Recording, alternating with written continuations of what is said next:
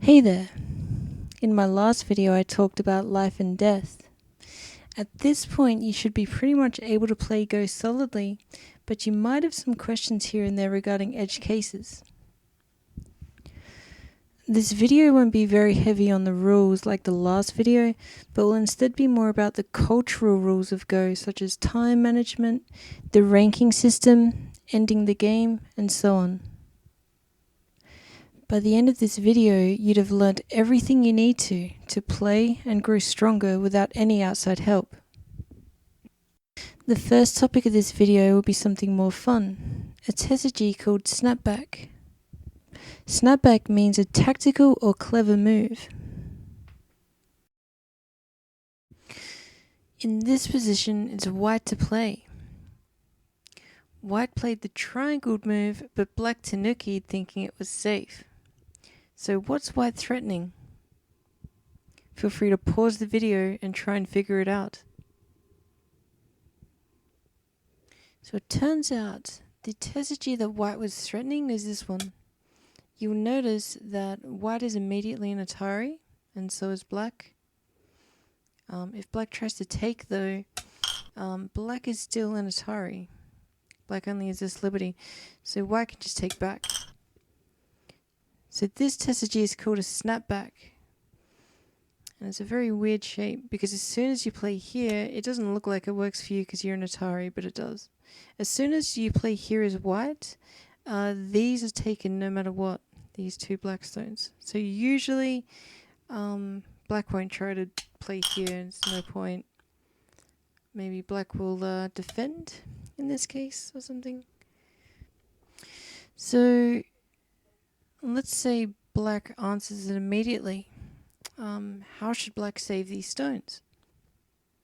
Well, due to the shape, black can't go here, or else we revert to that same shape before, where it only has one liberty. White would just take.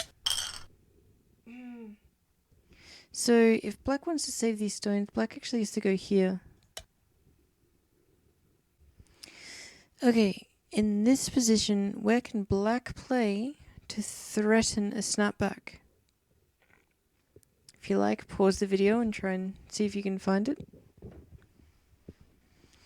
So to threaten the snapback, black can play here. If white tanukis, black can play here. So same sort of shape. You have your stones in Atari, white stones in Atari. If white takes, white stone is still in Atari, and you can take the whole thing. So as soon as you play this move, if white wants to keep those stones, white has to go here. Just like before, you can't do this because you'll be self-Atarying. So white has to go here, and then it's safe. There are many kinds of shapes that can cause snapbacks, so keep an eye out in your games. Next, we'll talk about the ranking system. So beginners start at 30Q. As they become stronger, they go down to 29, 28, 27, and so on. For each drop in rank, that is, you are said to have gained a stone. So these different rank levels are like stones.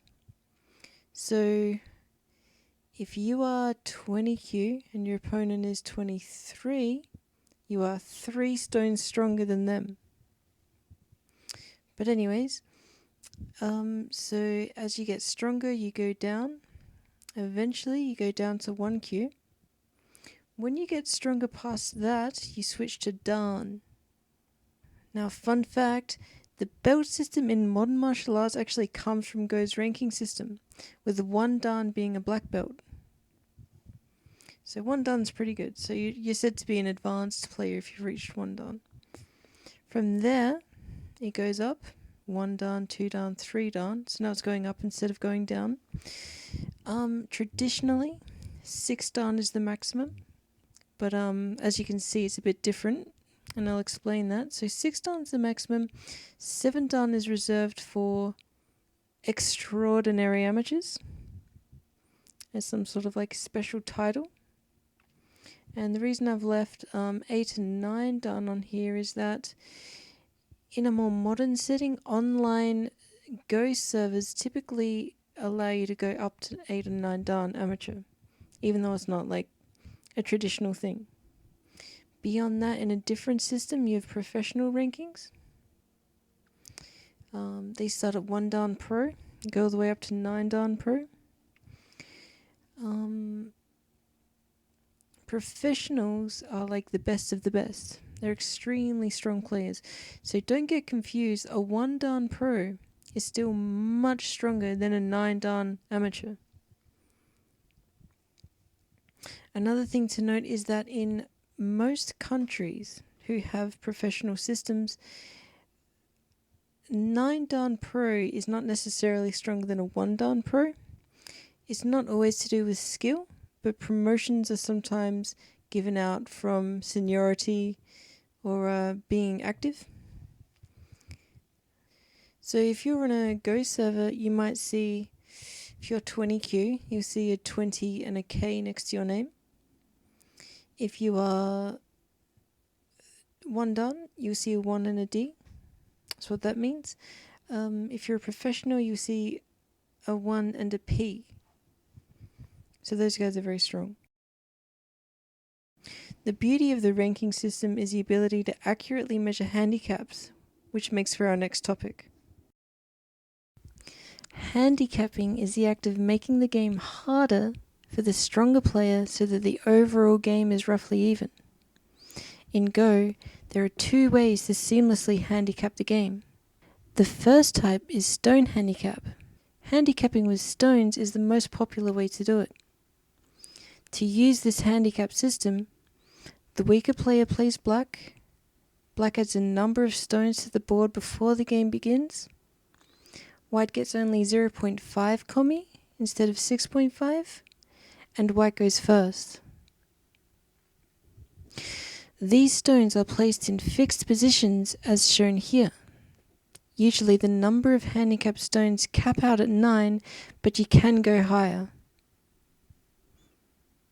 As previously stated, what makes the ranking system great is the ability to accurately measure the handicap that should be used between 2 players.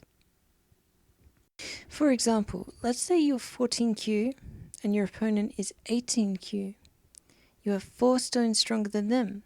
So, they will be black. They'll start with 4 stones already on the board. You'll have 0.5 kommi and you'll go first. The only exception to this rule is a 1 stone handicap. Instead of starting the game with a black stone already there, the game starts completely normally with only 1 difference. White has 0.5 kommi. This is also called a no kommi handicap. The second type of ranking system is points handicap. This is otherwise known as reverse kommi. Simply put, the game starts normally, except that white, being the stronger player, takes a reduction in kommi. For a 1 stone difference in skill, white's kommi will be 0.5. For a 2 stone difference, white's kommi will be negative 10.5, so it goes the other way. The bigger the difference, the lower the kommi, so that it helps black more. At 3 stone difference, you drop to minus 20.5 and so on. It usually drops about 10 points per stone difference. Both ways of handicap are valid. Reverse kommi allows the game to feel more natural and follow familiar paths due to it starting empty. Stone handicap allows the weaker player to start with a bunch of strength, so they tend not to die as often. Now on to the next topic, Endgame. Okay, it's time to talk about how to skillfully wrap up the game and everything after. In this game, we are currently in the endgame. The endgame is the part of the game where all the dust is settled and the only moves remaining are worth very little. Things start to wrap up and slowly become a position that can be scored. Here I'm going to play out the rest of the game so that I can illustrate some key concepts. I'll start with mentioning the terms center and gote. Center basically means initiative or a move that keeps the initiative, and gote being the opposite means a move that loses the initiative. So right now it's white's move. That is to say, white has the initiative or center. When you think about it, white wants it to always be their move so they can just take everything. Of course, that's impossible, but by picking their moves carefully, white can keep center for a pretty long time. Okay, so now that it's white's move, what they really want is to keep center the whole way through. So they're going to try and find moves that kind of keep center for them, so they can get all the endgame moves. So if I were white here, I'd probably start with this. So this threatens to go in. So because it's threatening, black has to respond. But because black responds, white still has center. So white's going to go here, threatening to come in. Black responds. White still has center and has already gotten 2 endgame moves. So white's going to go here. This threatens to go in. Black defends. White fixes. Now black has to fix again because if black tanukis, this is just going to get run into the corner. So black goes here. And now white still has center. So by stringing together all the center moves, white can get most of the large endgame moves. At this point though, white is mostly out of center moves. So white's just going to find the biggest endgame move. Just go here for example. So this move is gote. Black doesn't really have to respond to it if they don't want. So now black has the initiative. This is pretty normal in endgame. Like center is going to get passed around a lot. But it's important to try and hold on to it for as long as you can. Maybe black drops down. White will defend the space. Black threatens to come on in. White's going to defend. Black will play an endgame move. Maybe white responds this way. Just to give an example. Now white has to defend this cut. So black still has center.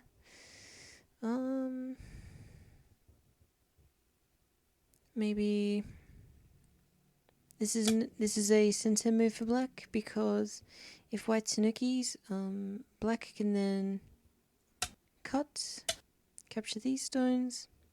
So white will connect. And then black plays a gote move down here. White's going to defend, black will fix. And in playing this move, black has taken a point away from white. Maybe white will play here, gote. Now it's black's move. At this point I should highlight that some people might be tempted to capture these 3 white stones. But it's never really necessary. Not only does capturing this group waste a move, because white's now going to play an endgame move elsewhere, but it actually takes a point away from you. I'll probably go into that concept now. So basically you should never really fill in your own territory with your own stones. An example of that is, let's just say, if we count white over here in the top right, so white is 2, 4, 6, 7, 8, 9 points. Let's just say black can play wherever, it doesn't matter. Let's just say white is sort of scared for its life and death status, plays another move. Before you had 9 points there, now you only have 8. 2, 3, 5, 6, 7, 8. So white has basically lost the point here. So for that reason, if you think it's going to die, obviously you should make sure you're alive. But if you can avoid playing in your territory, that's going to help you not lose valuable points. So capturing this group is kind of like that. And these 3 stones don't ever have to be captured, as you might know by now. They're already considered dead, so they're going to be removed from the board at the end of the game. But let's just play on some endgame from here.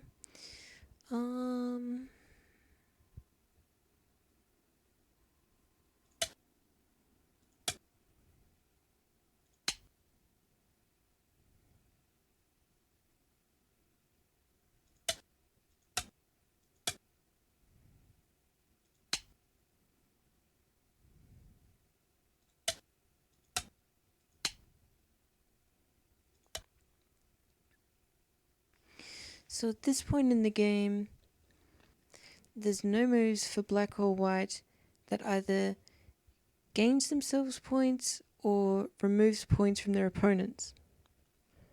So at this point, usually, players will just wrap up the game and that'll be that. However, some players might think that they can invade certain spaces. So for example, it's black's move right now. Maybe black wants to try and live in this corner. So you guys should know how this works by now, because it's just a matter of life and death, right? So they're going to play out some crazy things, and black's going to try and live in the corner, white's going to try and kill it. I should just illustrate a pretty quick concept here, that if the thing is, some people might think that if they try and live and they die, then black has just given white a lot of points, because now black has a lot of prisoners in there. But actually the score is still the same. Because if we do another example over here, let's just say black goes here and white responds. White has 1, 2, 3, 4, 5, 6, 7, 8, 9 points here. So there's 9 in the corner. That's a 8 and then a prisoner. Before this, you'll notice it's 9 as well. 1, 2, 3, 4, 5, 6, 7, 8, 9. So basically, if you play in somebody else's territory and they respond, then you haven't actually given them any points. Of course, it's a different matter if they play, let's just say, this move, and white doesn't add another move into their own territory. Then you've actually given them a point.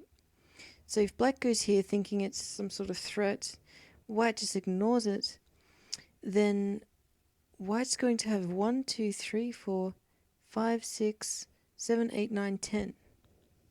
So it's okay to try and invade your opponent's territory. Just make sure you're actually threatening anything.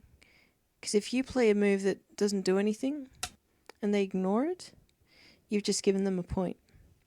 But if they do respond every time, then it's still the same result. So sometimes you might as well try to invade your opponent, if the area is big enough. I would suggest not trying to invade very solid territory. It's usually seen as a bit rude. So for example, let's just say down here, black trying to do something here when it's obviously fine is sort of seen as a bit insulting. It really depends on the skill level. To me, it is obvious that this cannot live in here. If you guys are beginners and you're not sure, you might as well try it. Just don't do it when it's obviously not going to work, because at that point you're just wasting everyone's time.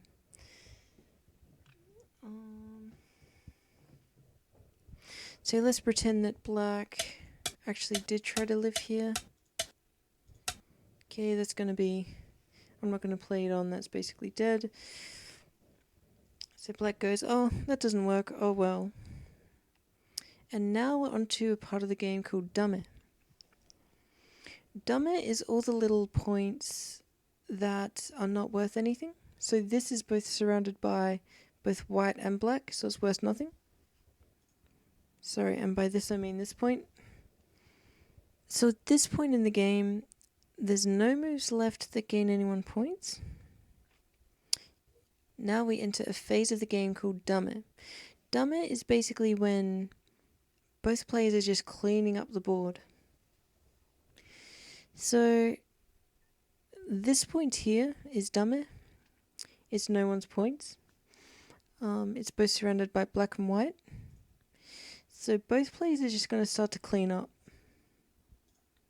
So maybe black plays here, white plays here, black plays here, white plays here.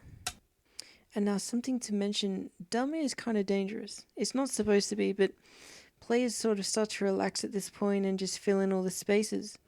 If black doesn't realize that this whole group's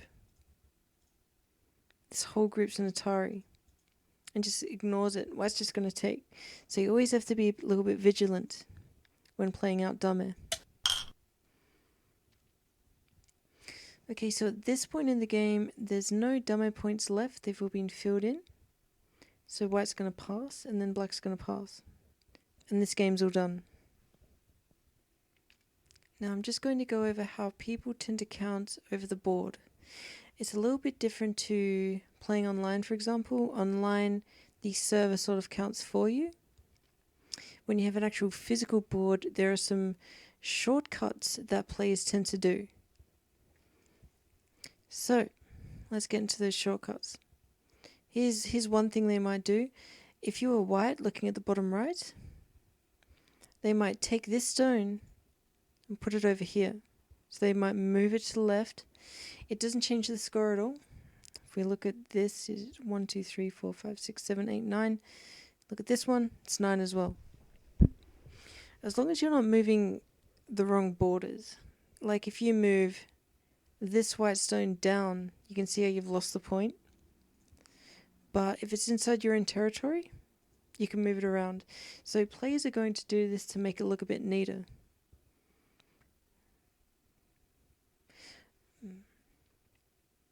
Another thing they'll do is they'll obviously take the prisoners off, but sometimes they will grab a prisoner and put it into their opponent's territory.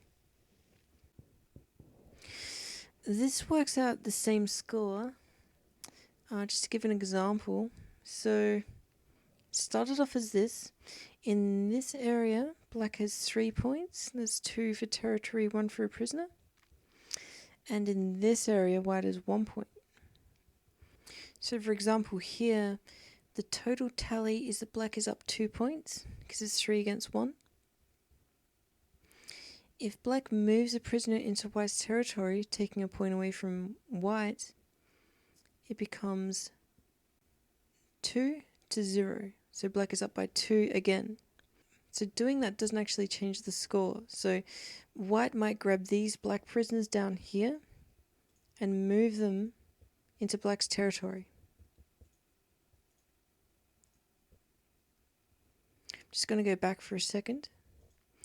Let's just say you guys left this Dumber point. You would not move the prisoner into a Dumber point. You have to move the prisoner into their own territory, so it takes a point away from them. Doing it here would not take that point away. So from here, you just move it in there, and maybe they'll clean up the area, make it a bit easier to count.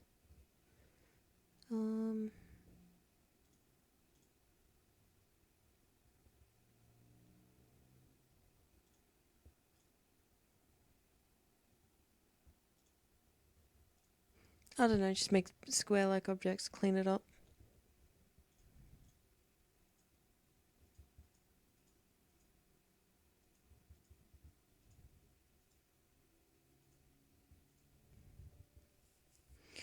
There we go. And then both players can just count the result as normal. I probably won't do a practice count here because you guys are probably familiar with the process already. So yeah, that's just some little things here and there regarding the endgame. It's not really rules per se, just things that players tend to do over time. So that's it for the endgame, but I wanted to interject with another fun fact. Did you know that QR codes came from Go? In Japan, Masahiro Hara had been given a task of improving parts tracking in the automotive industry. One day during lunch, he was playing Go. He realized that he could encode information using black and white colors like in Go.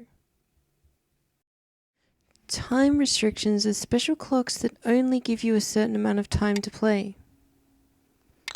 Each player has their own individual time allotment that only ticks down when it's their turn. When a player plays their move, they hit their button on the clock, which then begins to time their opponent. This system prevents players from spending too long on any one game. Time restrictions aren't very common in matches among friends, but are more common online and in formal matches or tournament games. Go uses a timing system called Byoyomi, which is similar to chess's system but a bit different. In Byoyomi, players have two kinds of time. They have the main time, which goes first, and Byoyomi time, which starts when the main time runs out. Main time is pretty basic. You just have a certain amount of time, and on your turn it just runs down to 0. When it runs down to 0, it switches to Byoyomi time. Byoyomi time is a small period of time, usually about 30 seconds, that resets back to 30 seconds every time you play a move. Byoyomi time typically is 3 Byoyomi periods. So for example, let's say you run out of main time, now you're in Byoyomi, your clock will start at 30 seconds, you'll have 3 periods. When you play a move within those 30 seconds, it'll always reset to 30. If on your next move you take longer than 30 seconds, it'll reset to 30, but you'll lose 1 Byoyomi period, which can never be recovered. Eventually, if you're down to your last Byoyomi period and you let the clock run down to 0, you will lose the game. So you have to be very careful when in Byoyomi. In another way to think about Byoyomi, it's kind of like unlimited time so long as all of your moves are less than 30 seconds.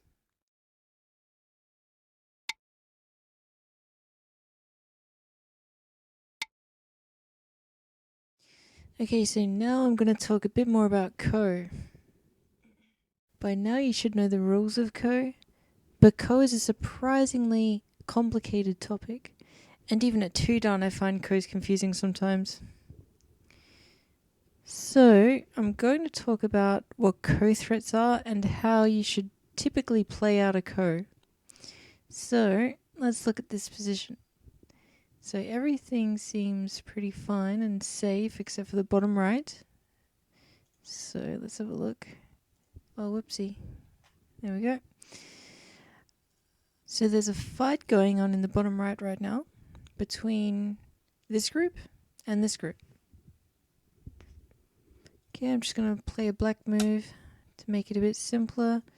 So at this point, both of these groups do not have 2 eyes. So right now it's a capturing race between the 2 groups.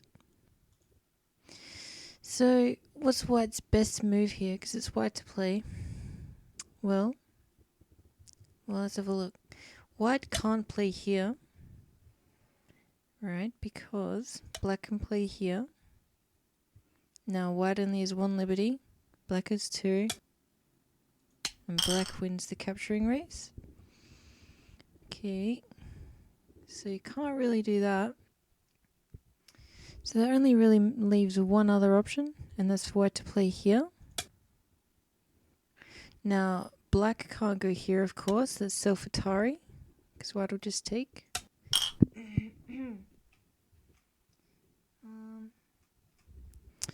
Right, if black goes here, this would die by the looks of things. It kind of looks like a Seki, but actually it isn't. Black can never play this move because that would be self-Atari. So for that reason, white's group can never be taken. But black's group can. So eventually, white can put this whole group in Atari. Like so. So black can't go here. So black can't go here, black can't go here. Black can't do nothing, because if black does nothing, let's see, eventually, Atari and dead. So black's next move is what starts a ko. That is at the 1-2 point here. And it's the only move in this position. So this, it looks trippy, but let's have a look. So this group has 2 liberties. Black's stone here only is 1, so it's an Atari.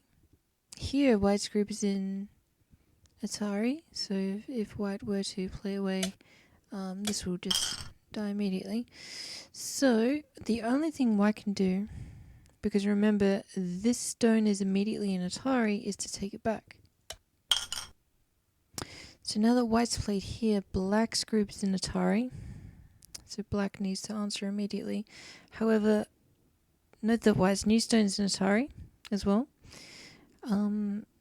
Black wants to immediately take the stone, but that would repeat the last position, which would be this one.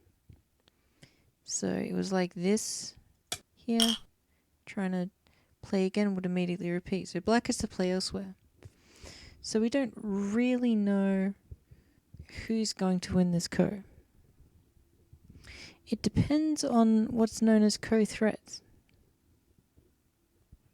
The idea behind co-threats is that, so in this position, black has to play elsewhere. They have to change the position first. But black really wants to win this ko. So what black wants to do to win this ko is to try and get white to respond to wherever they played. So for example, this move, it's kind of crazy. If you were white, you would not want to ignore this. So let's just say, white really wants to just take now. But taking now would allow black to get this. And who knows if this is going to die now, or if this just became really big. So white thinks, you know what, I've got to respond. But white responding means that black can come back and take for the ko. So that's what a co-threat is. A co-threat is is how you win ko's. You keep making threats everywhere and hoping that they'll respond. And winning a ko doesn't just win you the game. The thing about co-threats is that if white ignores it, if it's a good co-threat, black here is going to get a good result. So it's not like you lost everything. With a ko, you lost the group at the bottom right, but you got a good result on the top left. So anyways, here black takes back. Now white is to play elsewhere. Maybe white threatens to kill this group and take the whole corner. So black doesn't want that, and this will continue on until eventually something is decided.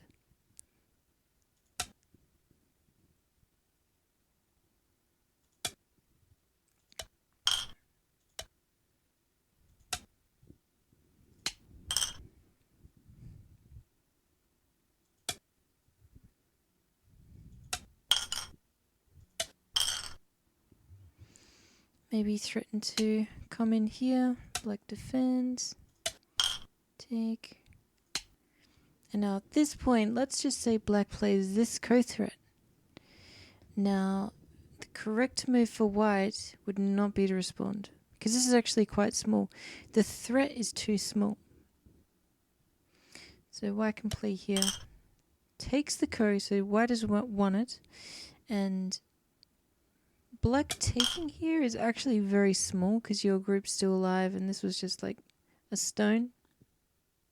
Yeah, so whoever wins ko's generally depends on who has the biggest ko threats. Because at this point, black didn't really have any big ko threats left. And for that reason, white was able to win the ko. So that's basically what you need to know about ko. I just wanted to quickly get that out there in this video. For the next and final topic of this video, I'm going to talk about bent 4, which is technically a rule, but it comes up so rarely that I decided to put it in here instead. Alright, time to talk about bent 4.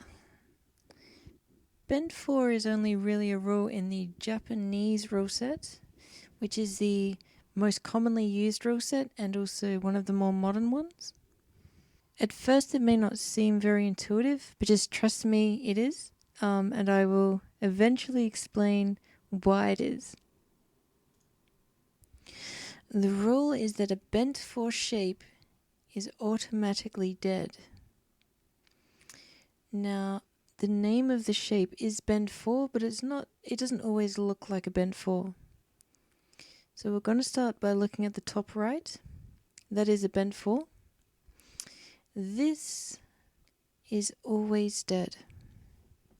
So let's have a look. So at first you might think it's seki, right? Because white can't go here because it's self-atari, or here. So it's sort of like paralyzed. Black can't go here because this is now alive.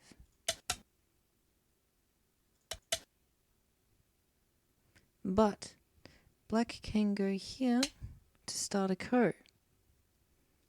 Black can go here. Only way to divide into two eyes is here. Then black can go here. So now we have a ko. Right, if black wins the ko, take. If white wins the ko, two eyes. So this move starts a ko. However, here's what makes it a bent 4. The bent 4 is that white can never move there or do anything. But black decides when to start the ko. That's what makes it a bent 4. If black can choose exactly when to start a ko to kill, then black is guaranteed to eventually win that ko. Because going back to the previous section, it's all about ko threats. And if you think about it, at the end of the game, there's no ko threats left. So when the game comes to an end, and everything's nice and wrapped up, that's when black can choose to start the ko that they are guaranteed to win.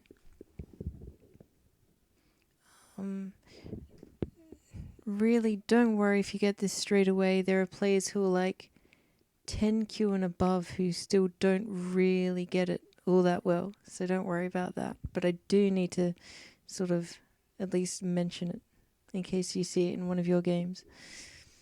Okay, so let's have a look at the left side.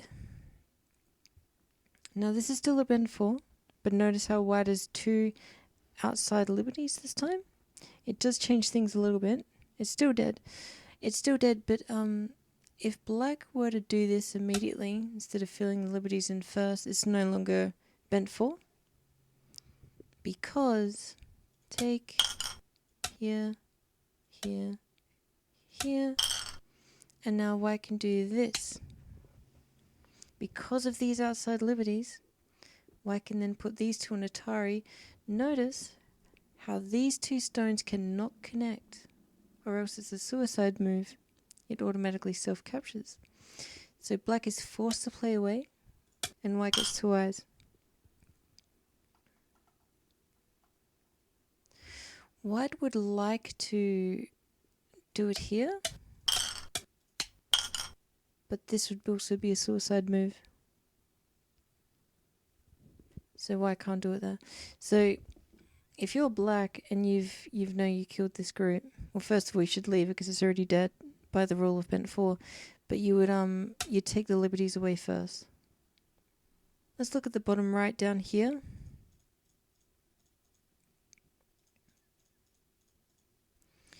This group is not bent 4. It looks like the bent 4 shape. Oh, and I'll just specify where the name comes from. It comes from this this shape specifically is like bent 4. So you might think, okay, this is bent 4 down at the bottom right, because it's got the same shape. Well, no. If white plays first, it's alive. If black plays first, it's a ko. The difference here is that black cannot start the ko to kill whenever they want, because white can always just go here to live. So if black wants to kill, they have to start the ko straight away. And that's what makes it different to this one up here and this one. So this is not a bent 4. This shape on the bottom left, this whole thing, oops, is also a bent 4. It looks confusing, but let's just break it down. White cannot do anything. If white goes here, it's self-Atari. And also on the other side. So white's paralyzed, just like in these top ones. Black, therefore, can do this whenever they want. Notice that white's still paralyzed. So just wherever. And then black can do this whenever they want, which starts the ko to kill. White takes, black, and the ko begins. So for that reason, this is also already dead. Don't have to play it out. Now I'm going to switch over to a different position to try and highlight exactly why we have this rule. If you don't care why they have this rule, that's fine. You can just skip over it. Otherwise, I'm about to show it. Alright, so I've drawn up this example to try and explain why we have the rule. So I'll start by explaining the basic difference between Chinese and Japanese rules. And that is that the main difference is that in Japanese, looking at the top left, you only count the spaces as points and prisons, of course. 4, 5, 6, 7, 8, 9, 10. In Chinese, you also count your stones as points. And I don't believe you count prisoners. So instead of 10, this would be, like 3, 6, 9, 11, 14, 17, 20. So it's a bit different. Now, you might think that makes it a completely different game, but 9 times out of 10, the final score ends up being the exact same. So white or black should win by the same amount, 9 times out of 10. So it doesn't actually change anything. So keeping that in mind, let's look at this position. You might notice in the bottom right, there is a bent 4. Now, in Chinese rules, bent 4s were always played out. Just, wrap up the game, you know what I mean? It's like it's unfinished. So the game is over. So let's just say, it's all wrapped up and nice. So black decides to finally kill it. Black will start the ko. Dun dun. Now, white wants to win. White has a ko threat here. Black must answer. And would you look at that? Black has no ko threats anywhere for white. Which means white has won. But this is supposed to be dead. Well, if you remember, black starts this whenever they want. So black seeing that doesn't start the ko yet.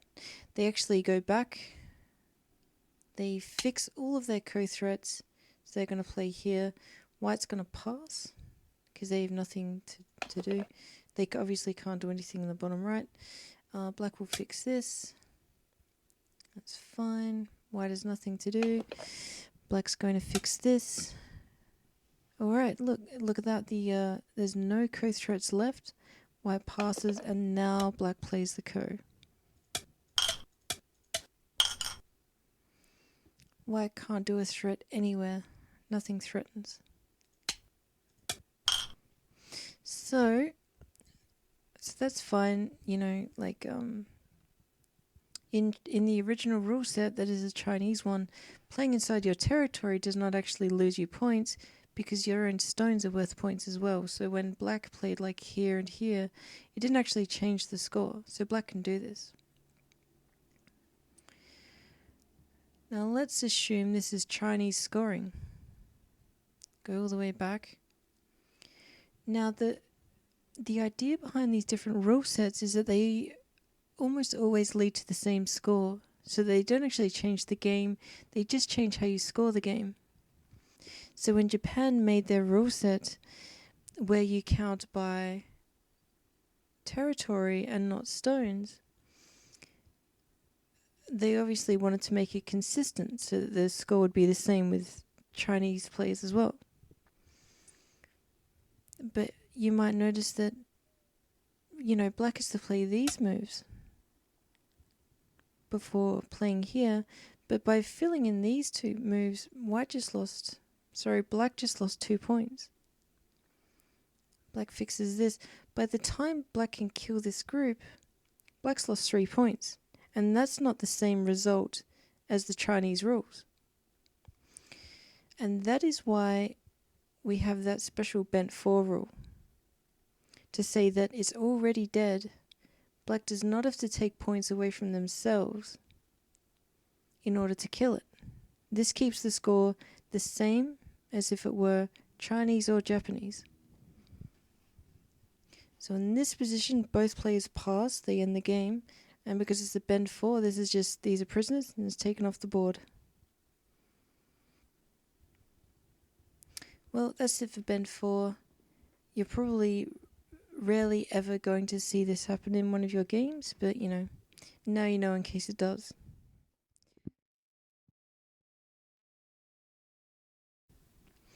Alright, well that's it for this video. By now you're done learning the rules and I'm done teaching them. The last video in this playlist will instead be about where you can play online, where you can play in person, and some interesting software and websites to help you. I'm going to finish this video with a proverb. Go has a lot of proverbs. This one is, lose your first 50 games as quickly as possible. It's an important proverb for the beginner level for 2 reasons. Firstly, the things I teach in these videos won't really sink in and start to make sense unless you're playing in the meantime. Secondly, don't worry about winning or playing the perfect move. Just get used to playing and losing quickly so you can overcome your fear of losing and remain relaxed at the board. Being able to relax while playing is a skill of its own and will not only lead to stronger play but make the game funner for you. Anyways, bye for now.